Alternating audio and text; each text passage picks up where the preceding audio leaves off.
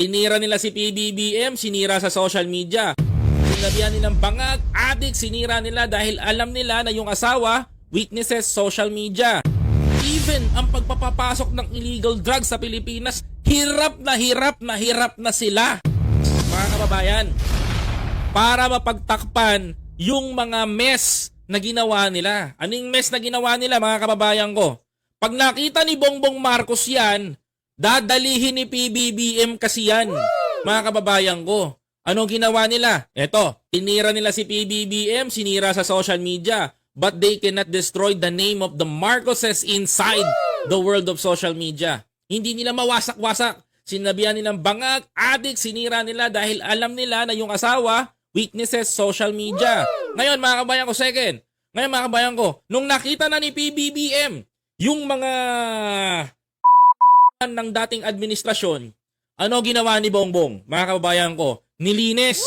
Anong unang nilinis, mga kababayan? Na winasak niya nang nakita, mga kababayan ko, na pinoprotektahan ng mga Pogo! Pogo! Second, mga kababayan ko, nagwala yung sa Davao. Balikan natin, ano pa, mga kababayan ko? Nung nahuli yung lending sa Maynila, kung saan sangkot yung mga general niya, mga kababayan.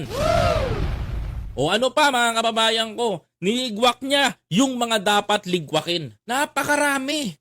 Even ang pagpapapasok ng illegal drugs sa Pilipinas, hirap na sila. Talagang dinali ni PBBM kung ano yung mga highlights ni dating Pangulong na gustong-gusto niya na pinoprotektahan niya. Eto na, mga kababayan ko, nagsalita sa Davao. May presidente tayong adik! Ba? Naalala niyo yun? Nung nagpupuputak yung matanda doon. Kasi bakit, mga kababayan ko, lahat ng negosyo bagsak na. Wala na. Kaya masasabi niya, may presidente tayong adik! Bagag noon, bagag pa din! Tingnan niyo mabuti. The demolition job kanino na focus? Kay PBBM? No. Kay Martin. Secondary si Bongbong na nag-ani. Sabay nilang binanatan yung dalawa hanggang sa malaman. Eto pa, pinakamasakit. Pumutok yung West Philippine Sea.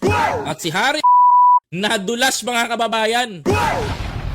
Nadulas si Roque na may gentleman's agreement between the China. Di ba, mga kababayan ko? Natukoy ngayon na meron tayo na presidenteng kaalyado ng China. Ang nangyari pa dito, inaresto si ganito, inaresto ganyan. Hindi nyo napansin, winalis ng gobyerno lahat ang kaalyado ni Digong.